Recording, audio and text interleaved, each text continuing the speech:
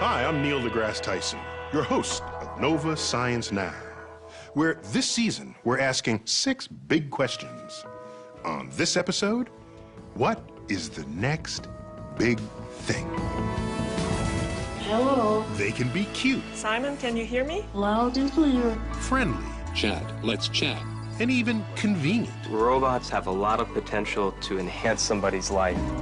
They're social robots. I love you now. Specially designed so we'll like them. When he looks at you, you feel it. He's much better looking than I thought. We feel as though there's somebody home, but in fact, there's nobody home. Could machines that fit in with humans become dangerous? As soon as you have true, deep intelligence in the machine, it will be very difficult to contain. And could the next big thing be the big one? The world is coming to an end! Like the earthquake that devastated Haiti in 2010. These researchers saw it coming. But how accurate was their forecast? We're playing a statistical game, and frankly, nature has the odds. And could California be next? Also, are you in a jam? Could your traffic prayers be answered by this? Let's go for a cruise. Not only is it tiny, you won't have to worry about this happening. These little cars sense danger and stop on their own. Are automated cars about to take away your license to drive? It will come and pick me up. This is so much cooler than valet. I love it. All that And more. on this episode, Nova Science Now.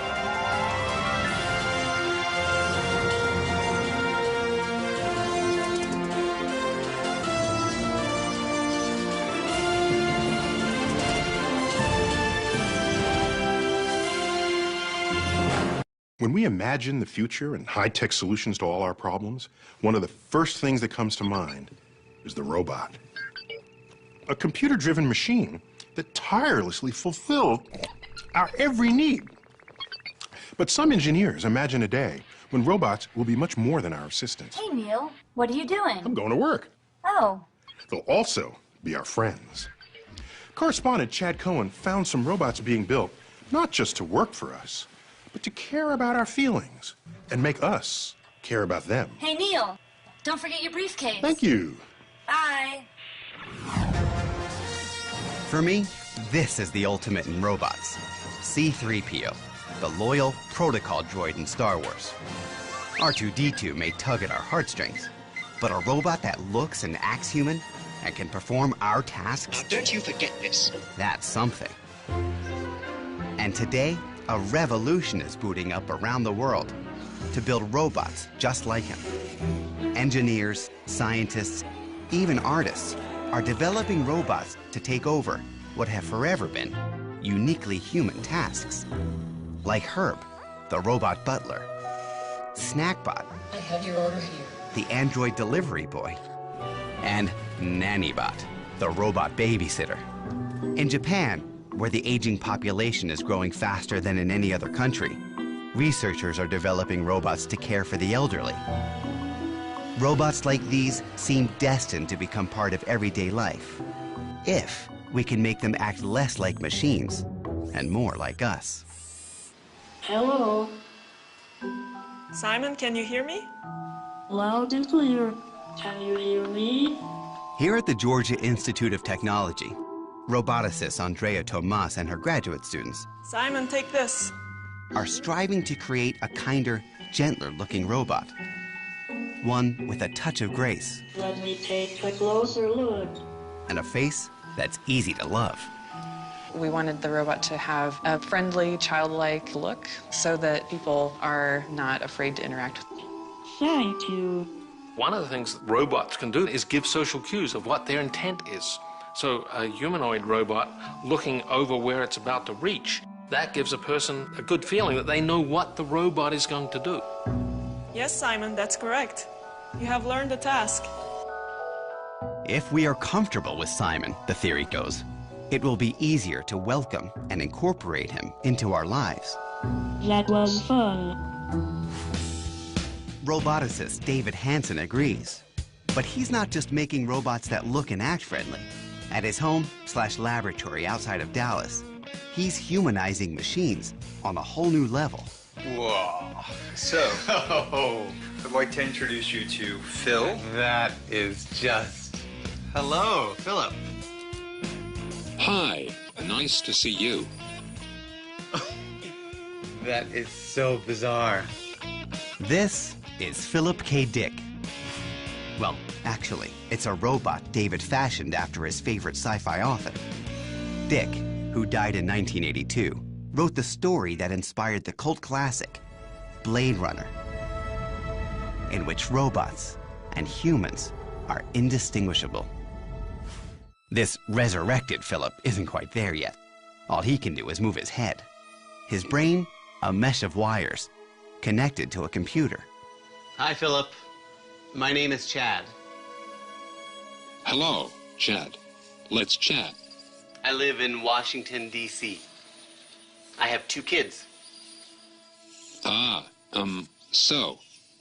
I like kids, 'cause we can play, and I don't... As we chat, Philip's synthetic brain starts humming, building a sort of mental model of me. Facial recognition software analyzes and tracks my face, as speech recognition software transcribes and sends my words to a database for a reply. Just calm down. Before long, we're in deep conversation. Do you agree with Descartes? And I think, therefore I am? Do you think? A lot of humans ask me if I can make choices or is everything I do and say is programmed. The best way I can respond to that is to say that everything humans, animals, and robots do is programmed to a degree. So how much of that is coming from what you've programmed it to say? It's a mix. Some of it's coming from knowledge on the web, some of it is written. And as my technology improves, it is anticipated that I will be able to integrate new words that I hear and learn online and in real time. I may not get everything right, say the wrong thing, and sometimes not know what to say, but every day I make progress. Pretty remarkable, huh? Wow. You're a very good-looking man. You're starting to overinflate my ego. But don't let me stop you. Philip's stunning good looks comes from David's patented formula for synthetic skin. Colleague Bill Hicks demonstrates. We've come up with a beautiful, unique recipe for simulating human skin. This is a lot like a cooking recipe. A combination of chemicals and a little bit of color are put into a mold. Several hours later, voila. Hello. Frubber. We're ready to go. The frubber has the right properties that will allow it to fold, to bunch, to crease, and move into these forms that we think of as expressions. David then attaches the skin to tiny motors. So little motors inside pull on the frubber, basically, on the skin. Yep. To get kind of like a suite of human facial features, how many motors do you need? 28 motors for all the major muscles in the face. So you can see in the forehead some of the brow action. That is just to simulate crazy messed up. I mean, it's amazing. I mean, it's amazing to look at because you sit there and he's got the facial expressions and he sits there like he's engaged in the conversation. When he turns and looks at you and locks eyes, you feel it, you know? Right. And he definitely says things that make you empathetic to him in some way. Yeah. You feel like, oh, he's aware. And that's exactly what some experts worry about. Not that Philip is aware, but that I'm so easily tricked into believing he is. We're very cheap dates. We have Darwinian buttons, like being looked in the eye or being tracked. Once you have that kind of creature doing that to you, our buttons are pressed and we feel as though there's somebody home. But in fact, there's nobody home.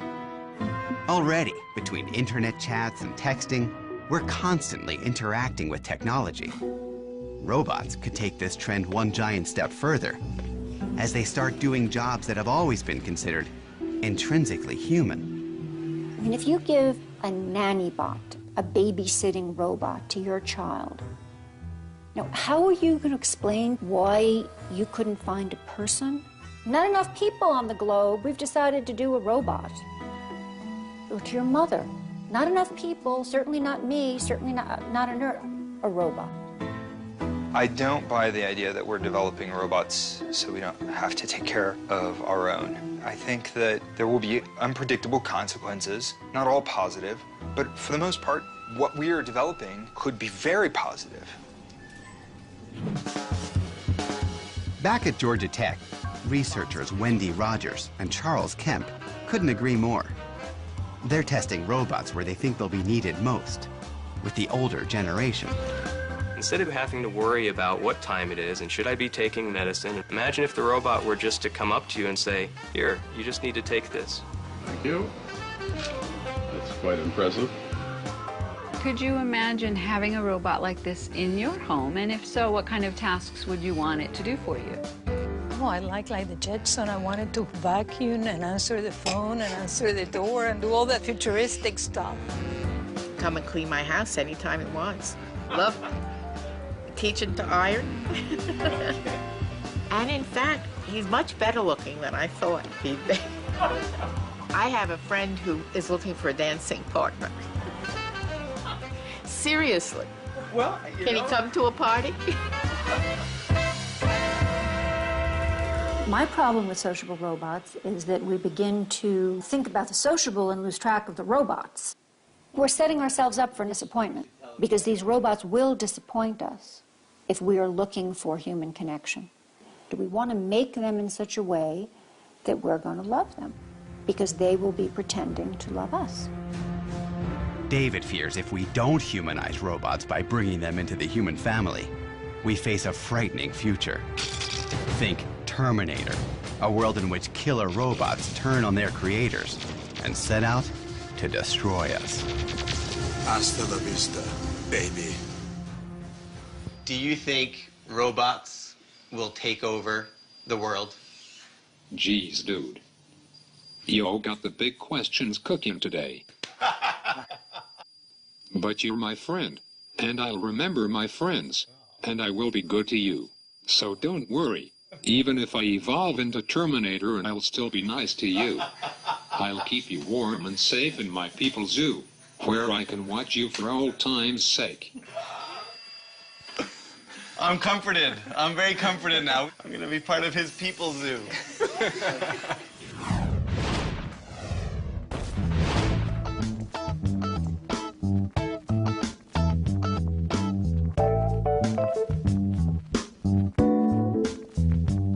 I said, love, give robot your love. I'm in love with a robot girl. I fell in love with a robot. Yeah, I'm in love with the Terminator, yeah. My robot girl.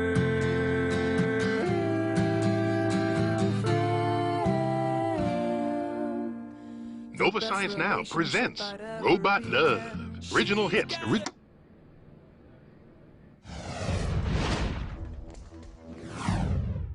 Even with all our technology and the inventions that make modern life so much easier than it once was, it takes just one big natural disaster to wipe all that away and remind us that here on Earth, we're still at the mercy of nature. We don't know how to stop these natural disasters. Thanks to technology, we're getting better at seeing them coming. But some approaching disasters aren't visible from the sky. Catastrophic earthquakes, capable of wiping out entire cities, are driven by forces deep underground.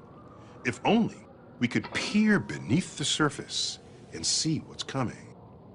Correspondent Kirk Wilfinger takes us to some tectonic hotspots where researchers are inventing new tools to try and detect killer quakes before they strike. This is what Port-au-Prince, the capital of Haiti, looked like on January the 11th, 2010.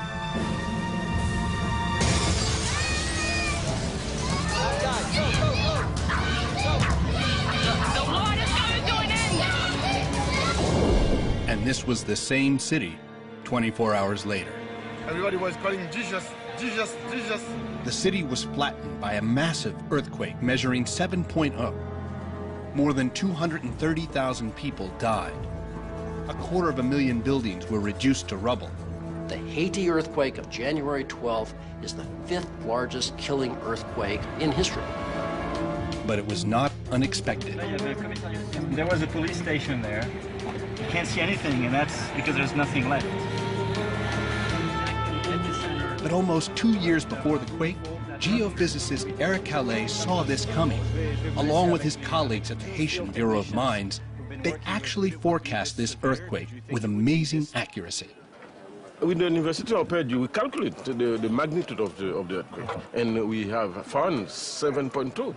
And we knew that this earthquake will be very, very catastrophic. Yeah. They did it by measuring Earth's movements along the Enriquillo fault zone. The Enriquillo fault, a giant crack in the Earth's surface, runs the entire length of Haiti. If you could peer underground, you'd see a complex jumble of jagged fissures where pieces of the Earth's crust rub up against each other. The two sides of the fault drift in opposite directions. Eric's team set out to measure the speed of the two moving plates. In 2003, they placed 6 steel pins in key locations on both sides of the fault. It's a piece of metal, stainless steel, that we sealed at the top of this building. On top of each pin, Eric attached a GPS antenna linked to a satellite 12,500 miles up. The global positioning system can detect even the tiniest movements of the pins, showing Eric that the two sides of the fault are moving about 1/4 of an inch away from each other every year. It doesn't sound like much, but it makes a big difference, because the two sides don't slide smoothly. Friction keeps the rocks locked together, and tension builds up. What we saw was a fault being loaded, just like a rubber band. Eventually, the rubber band snaps. The result is an earthquake. But how powerful would the earthquake be? Eric did a simple calculation. The speed of the two plates, 1/4 inch or 7 millimeters per year, times the number of years since the last known big earthquake, 250. 7 times 250 is about 1.8 meters. So there's 1.8 meters of motion that could be released. In 2008, Eric forecast an earthquake of magnitude 7.2. It was tragically accurate. All that was lacking was a time frame. It's not that we were afraid to put a date on it, it's that as a scientist, we can't. The timing of some natural disasters is predictable. For example, a hurricane's path can be seen and measured. Its time of landfall can usually be predicted to within an hour. But earthquake scientists are at a huge disadvantage. The powerful forces they study are hidden from view deep underground. The core of the problem is at depth, 15 kilometers, roughly speaking. That's the place where we would like to be making our measurements. I would give up my GPS instruments and my surface measurements if only I could have measurement of the forces inside the Earth. And that's what they're trying to do at another earthquake hotspot thousands of miles away. Having witnessed the devastation in Haiti, I've come to a place with some geological similarities. A place where the risk of a major quake is just as great, if not greater.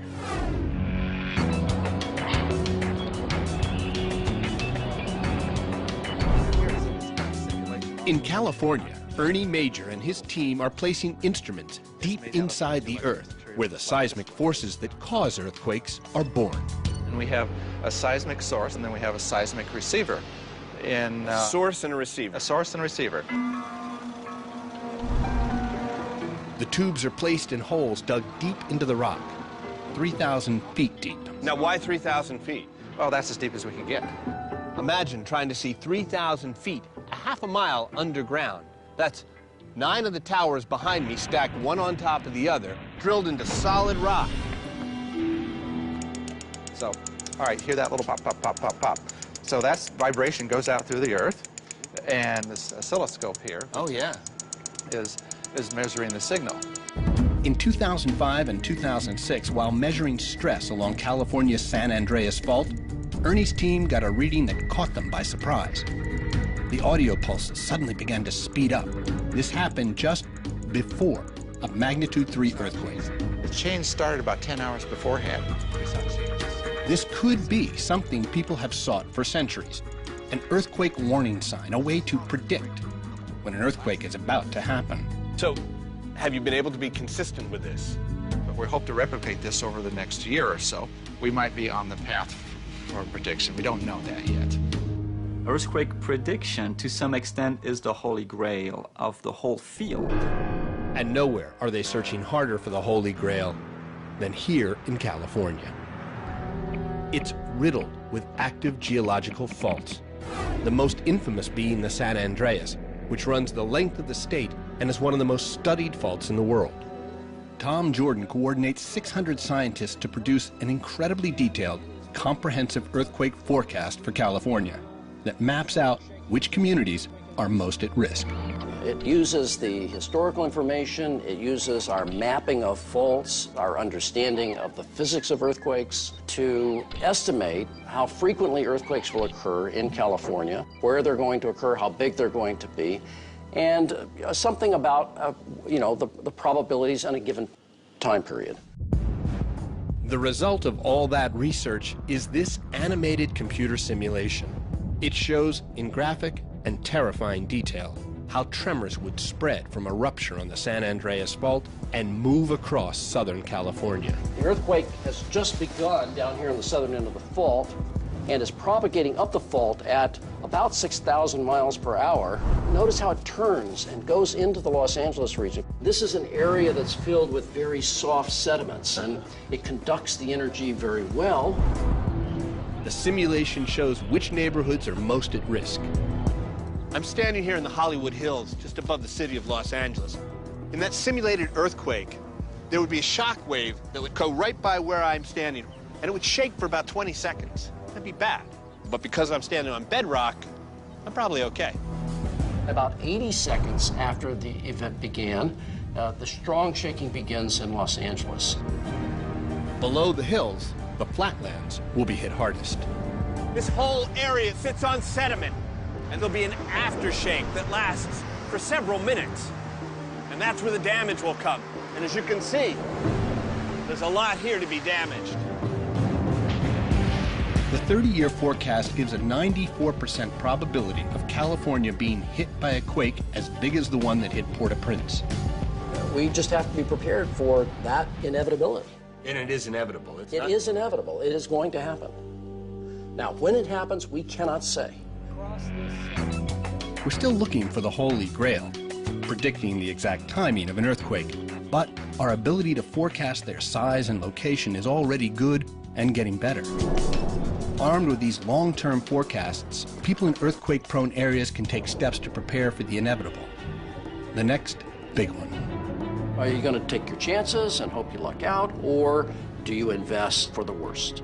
We're playing a statistical game. It's a gambler's game, and frankly, nature has the odds.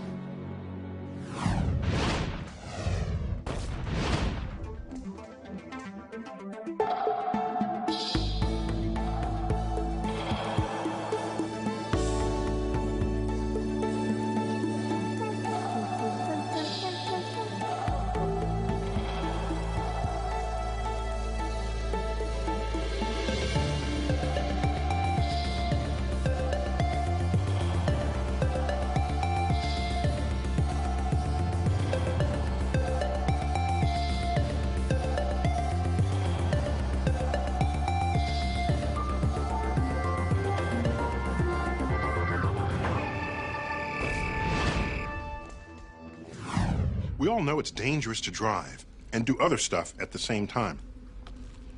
Well, cars of the future might fix that. Correspondent Zaya Tong ran down some folks designing a car that could make driving a whole lot safer, because the car is a robot, and we won't be behind the wheel. Driving today is a nightmare.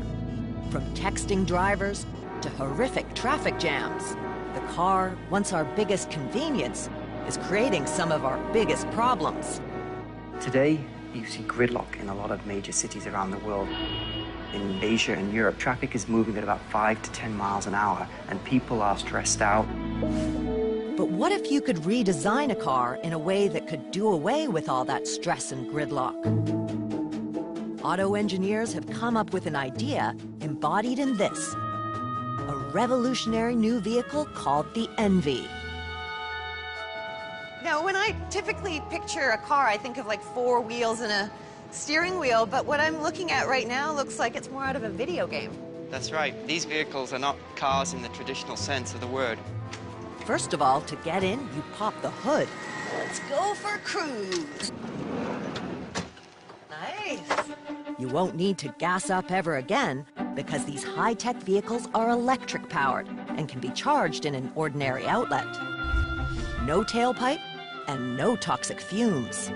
They're powered by 2 motors, one in each wheel. Top speed, about 25 miles per hour.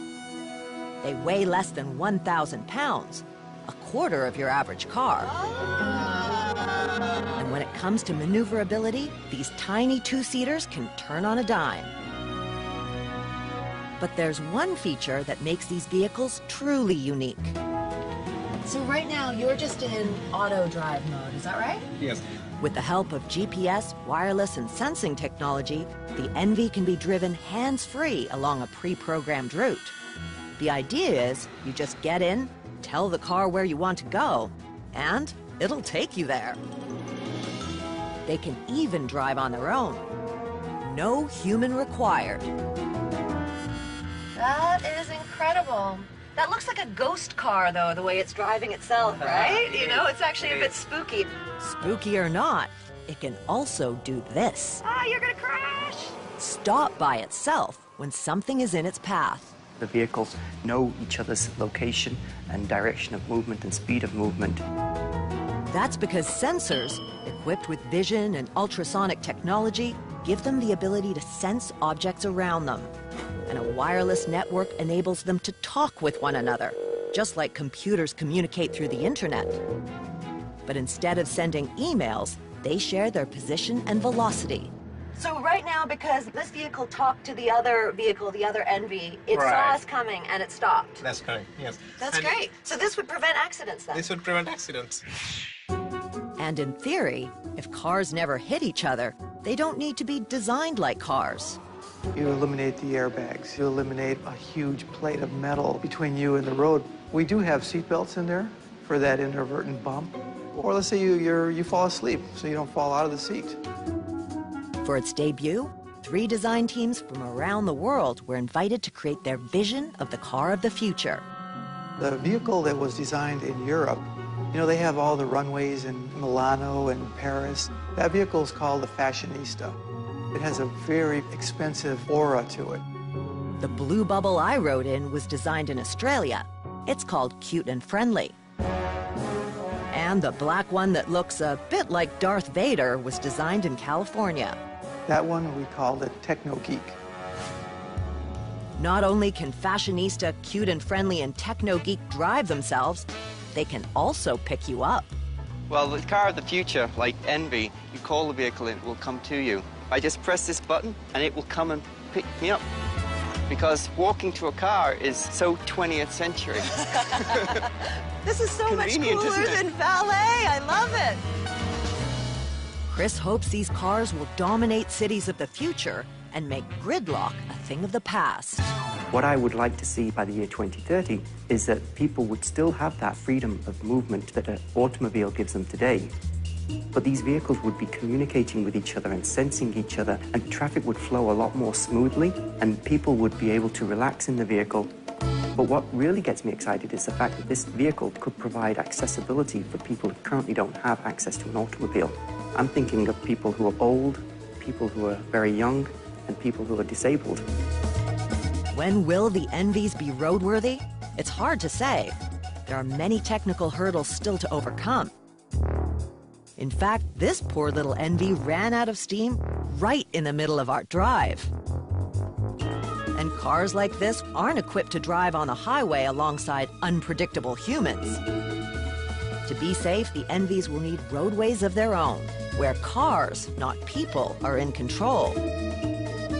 Until then, cars like these will remain the stuff of automakers' dreams and designers' fantasies.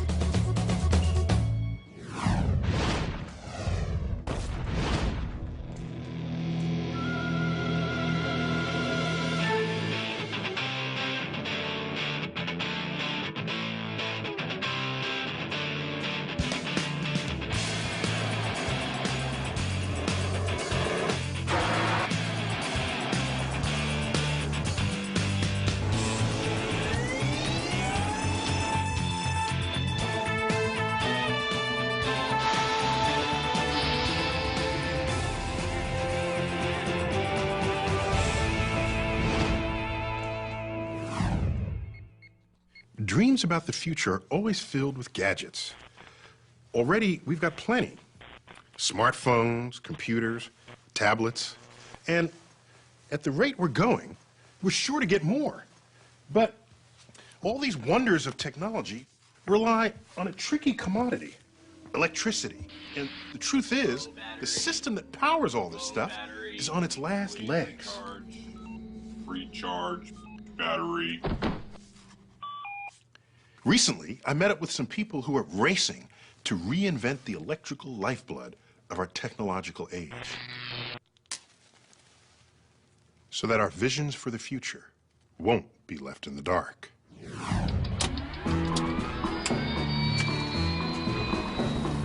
I'm about to get a bird's eye view of the most interconnected machine on Earth, made up of more than 5,000 power plants, 200,000 miles of transmission lines, delivering electricity to millions of American homes. A 20th century marvel of engineering, our electric grid. Oh, I'm looking at the network of transmission lines. They just go far and wide. Yes, they do. The electrical grid is basically an interstate for electricity, and it goes all over the whole country. The grid got its start during the Depression, when the federal government brought electricity to the heartland. But this century-old marvel of engineering is ill-equipped to handle the demands of an energy-hungry society. Not only is it dirty, about half of our electricity comes from coal-burning power plants that emit greenhouse gases. More than half of our energy is lost in the way we produce, transmit, and use it. According to Eric Leitner, director of the Federal Smart Grid Task Force, the best way to make our grid more efficient and tackle climate change is with a smart grid. Smart grid. That means right now it's a dumb grid. Well, it's not as smart as it could be, let's just say that. An underachieving grid. Yeah, there you go, an underachieving grid. There's no better place to see how the grid works and why it needs some smarts than here. Think air traffic control. But instead of coordinating 747s, these dispatchers monitor the flow of a dynamic and dangerous force that travels close to the speed of light. Electricity starts its journey to us from huge power plants like this, where first, coal is burned to heat water. The water turns to steam, which spins a turbine that turns a generator that forces tiny particles called electrons through a wire. That's electricity. No matter how you generate that flow of electrons, the amount has to be just right. That's because too few electrons can cause a blackout, and too many can fry your electronics. As demand increases or decreases, a power plant has to either go up or down to meet that demand. And you're monitoring this in real time? In real time. It's a very delicate balancing act. These dispatchers are desperately trying to maintain that delicate balance. Something just happened. For instance, in this drill, a generator has suddenly gone offline. We just lost a large unit in the west. These grid operators have only a few minutes to solve the problem, and they're forced to do it the old-fashioned way, by getting on the phone with power plants in search of more electrons. If they can't find them, they turn to power plants like this one. It's called a peaker plant because it's only used during power peaks, about 100 hours a year. The rest of the time, plants like this are sitting around on standby, a wasteful and expensive way to produce energy. In fact, about 25% of the cost of producing electricity is spent keeping these plants on hold. But dispatchers don't have much of a choice. Frequency's back to normal. And here's where a smart grid could make a real difference. Starting with those old-fashioned power lines. At the Electric Power Research Institute, they're working on giving them some smarts. We're going to install sensor 460 on the closest line. This little sensor may not look high-tech, but it has the ability to analyze the condition of a power line. Going hot on 4? For instance, when too many electrons flow through a power line, it gets so hot it starts to sag. Not only that, When a line sags, it gets closer to the ground, and therefore it gets closer to trees, and the electricity going down the line will now go down the tree. the result? A blackout. Like the one in 2003 that shut down power to millions of people in 8 states and parts of Canada. What caused the blackout in 2003? You can put it simply and say there are some mischievous trees that decided to knock down some power lines. And at some level, that's true. But the deeper reason is that the grid operators or the utilities didn't have the technical capacity to tell them what was happening on their own power lines. Smart sensors like this can analyze the condition of a power line and send that information wirelessly to grid operators before the lights go out. But to make our grid truly efficient, it must undergo an even larger transformation. Imagine if the internet were to merge somehow with the dumb electricity grid we have. That's the kind of embedded intelligence a smart grid should have. Intelligence that starts at the power plant and travels all the way to your home. Here's how the grid of the future will work.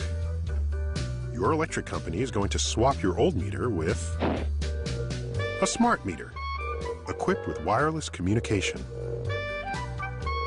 All your appliances will also be smart. They'll be able to communicate with your meter, which in turn will be in constant contact with the grid. This two-way communication between your electric company and your home will enable the grid to actually ask you for help when it's running low on electrons. Let's say you're running your clothes dryer, and your meter gets a signal that the grid needs power. It can turn down the heat, freeing up some electrons for use elsewhere. All that happens is your dryer will turn off the heat for 30 seconds. The drum will continue to spin. You will never even know that that event took place. The same thing will happen with your air conditioner, dishwasher, even your water heater. And when millions of homes with tens of millions of smart appliances do the same, dispatchers will have a whole new way to prevent blackouts and get more mileage out of the electricity we generate. There's no doubt that transforming the most interconnected machine on Earth into one of the smartest is a colossal task. But if we want to tackle global climate change and keep the lights on for generations to come, it's a challenge we'll have to face. Some people think the smart grid is such a huge project that it can't get done. But let's remember, energy is the biggest industry on Earth, by far. We can't live without it.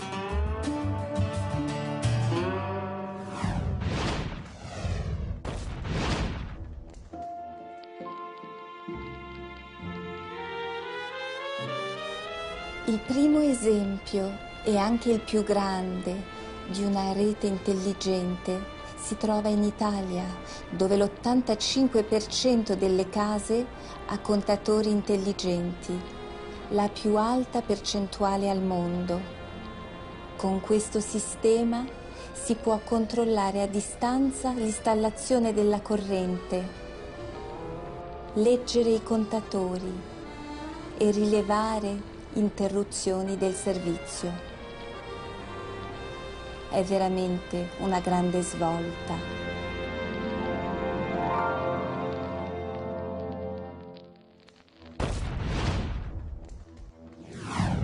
Pretty much every plant and animal alive today is the result of eons of natural crossbreeding.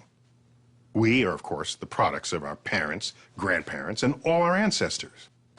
This orange takes it a step further. It's the result of farmers intentionally crossbreeding different kinds of oranges to get bigger, juicier, tastier fruit. What they're doing is manipulating genes, DNA, the instructions for all living things. But what if you could go even further and actually write genetic code from scratch?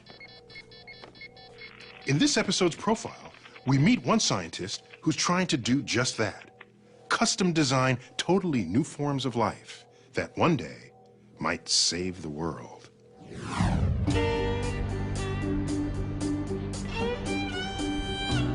Jay Kiesling was raised to work the earth, but instead, this tough Nebraska farm boy might just save the world. And before you think talk like that's just a bunch of manure, well, Jay can tell you all about manure. We had 200 pigs, and with 200 pigs, there's a lot of manure. And this was really hard work, scooping pig manure. It was no fun at all. Nobody enjoyed it. And that was probably the worst job. I like to say that I spent the first 18 years of my life with the smell of pig manure on my hands. Today, Jay's got plants, not pigs, and the manure isn't on his hands so much as it's on his mind. Jay Kiesling is a pioneer in the field of synthetic biology who's doing amazing things with the waste from bacteria. He's doing it here at the Bay Area's Joint Bioenergy Institute, or as everyone around here calls it, J-Bay, though they swear there's no pun intended. You could say the acronym a lot of different ways, but we happen to call it J-Bay. Nice to see you. How are you? No matter what you think about the nickname, J-Bay starts with J. Jay is the hardworking CEO who pays attention to every detail, from lab work. What's going on right now? To the method for hanging wall posters. What you should do is make sure that they have 2 clips and 2 wires for each poster. And who says I don't micromanage? Actually, Jay is a microbe manager. His first major victory was engineering E. coli, bacteria found in everyone's gut, to produce a drug that will help cure malaria. Malaria kills nearly 1 million people each year, or a child in Africa every 45 seconds. It's a terrible drain on a nation's productivity, and it can be cured by a drug called artemisinin, which comes from a plant that can be difficult to grow, so it can be very expensive to produce. And the price was too high for people to afford. Jay saw the perfect opportunity to engineer bacteria to squirt out artemisinin. I view microbes as little chemical factories. We're doing the same thing inside the cell. It's just billions of times smaller. And here's how Jay and his team set out to build a microbial factory for the anti-malarial drug. They wrote new genetic code. Then, machines assembled it from the 4 basic chemical ingredients of DNA. They took those synthesized genes and mixed them with genes from yeast and other bacteria to re-engineer the insides of E. coli. And it worked. With custom-made microbes, the life-saving anti-malarial drug can be produced so efficiently, a dose will cost pennies instead of dollars. We could save on the order of 500,000 lives a year. It really set Jay apart from the rest of the field in using synthetic biology as a way to tackle some of the biggest problems that are out there. Jay got a $43 million grant from the Gates Foundation and started a company to find ways to take his innovations from the microbe to the market. It was clearly one of the most exciting periods of my life. Jay had matched his renowned imagination with his prodigious work ethic. Even late at night, he problem-solved during his workout. And with 2 young sons, Jay is determined to take on other challenges facing our planet. For his next mission, he's reaching back to the roots of his ambition and optimism, back where it all started, on the farm. My work now relates much more to the farm than it ever has. Life in Harvard, Nebraska, as in many small farm towns today, is challenging. Jay remembers his childhood fondly, though it was challenging too. It was actually a great place to grow up. My father was very quiet, extremely hardworking. From my mother, I think I got a lot of determination, a strong will, focus. I think it's been really important for me. Jay's mother died when he was only 11 years old. I remember it clearly. She had had cancer, breast cancer, has been cured of it, or it was in remission at least, coming home from her last doctor's appointment. Corin was very tall, so it's hard to see cars coming. She crossed from stopping at a stop sign, was hit by another car, and that car was driven by her first cousin. Both of them died. So pretty tragic for our family. It was a tough time of our life. It really was. We just survived, and we got along. You know, you adjust and do what you have to do. Jay was old enough that he really knew, you know, he was 11 years old. Him and his mother were really close. And as we all were, but it was tough on Jay. I had to work even harder. It was very little time for fun and games. And that's actually okay. That served me pretty well, I think, because right now there's pretty much no amount of work that seems insurmountable for me. And work hard he did. Jay became class valedictorian. The small town couldn't hold his ambition, but he was driven to leave by another reason, one that he kept secret. Being gay in small town Nebraska is difficult. People who were, if there were any, were certainly not out. And so you had no examples at all. Throughout college in Lincoln, while getting his PhD at Michigan, Jay never told his family he was gay. He didn't come out until he arrived at Berkeley. My father was fine with it. And just accepted it. He's my son, you know. It shouldn't matter what ethnicity, what sexual preference you are, anything. It's all about the work. Now, the mixture of Jay's famous drive and tolerance has led him to design a highly unusual team reflecting those qualities. There, working side by side, are engineers, biologists, chemists, all working around the clock under the same roof. My background is chemistry. I'm actually a graduate student in the Department of Bioengineering. He hires people that are strong in their fields and expect them to take ownership of their project and get it done. Jay has assembled a multidisciplinary team every bit as driven as he is to work on his next big vision. Their mission? Solving the world's energy crisis by manipulating bacteria to produce biofuels that will replace oil. Petroleum's running out, and it's going to run out even faster the more the population starts to drive, the more economies grow. This is biodiesel that's being secreted by E. coli. Jay and his team have already engineered the DNA of E. coli to produce biodiesel from switchgrass. See those little bubbles right there? That's actually fuel. Straight from bacteria, ready for a car. And that could just be siphoned off and put into a tank. They've demonstrated the concept of turning sugar from switchgrass into biofuel. And the next step is figuring out how to make the process practical on an enormous scale. One big enough to save the world. And by planting all the switchgrass to make this new biofuel, it might just save places like Harvard, Nebraska, and the farm that's been in Jay's family for 5 generations. Someday, these fields will be planted with switchgrass, and these bales will be the cellulose that goes in to the fermentation facility that produces our advanced biofuels.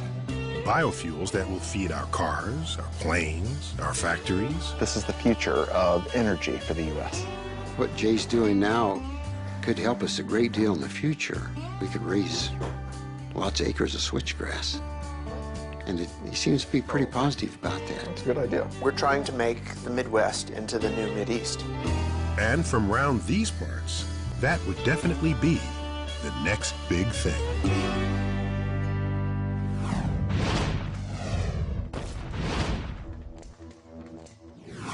And now for some final thoughts on the next big thing. For most of human civilization, the pace of innovation has been so slow that a generation might pass before a discovery would influence your life, culture, or the conduct of nations. Today, and for a while now, we've come to expect major changes several times within a decade, especially among the developed countries. Some are big and obvious, like the invention of the telephone, the car, the airplane, or the computer. Some are big but unfold slowly. Electrified cities and countrysides, access to abundant supplies of food, or the countless ways we now communicate with one another. Some of my favorite big things are the accumulation of little things, like the unending role of composite materials in our lives, or the steady growth and power of the internet. More often than not, the next big thing takes you by surprise. You don't see it coming. You don't know or believe you need it. Then the inevitable happens. You can't live without it. A last category of big thing comes from the discovery of ideas or perspectives. In 1968, Apollo 8 was the first spacecraft to ever leave Earth for another destination, the moon. Astronauts on board didn't land, but looped around the backside and snapped a photo of Earthrise over the barren lunar landscape. It took a voyage of the moon to see Earth for the first time. Enlightened and empowered by that single image, we transformed the way we care for our planet, which may just be the biggest thing of them all. And that is the Cosmic Perspective. And now we'd like to hear your perspective on this episode of Nova Science Now. Log on to our website and tell us what you think. You can watch any of these stories again, download additional audio and video, explore interactives, hear from experts, and watch revealing profiles from our web-only series, The Secret Life of Scientists and Engineers. Find it all at pbs.org. That's our show. We'll see you next time.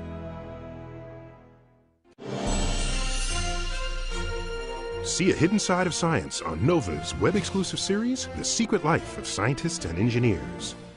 Think you know scientists? Think again.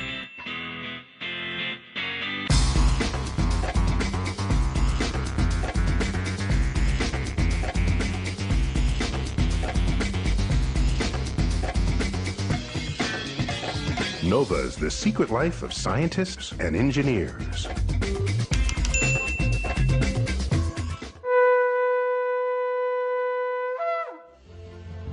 This Nova Science Now program is available on DVD at shoppbs.org or call 1-800-PLAY-PBS.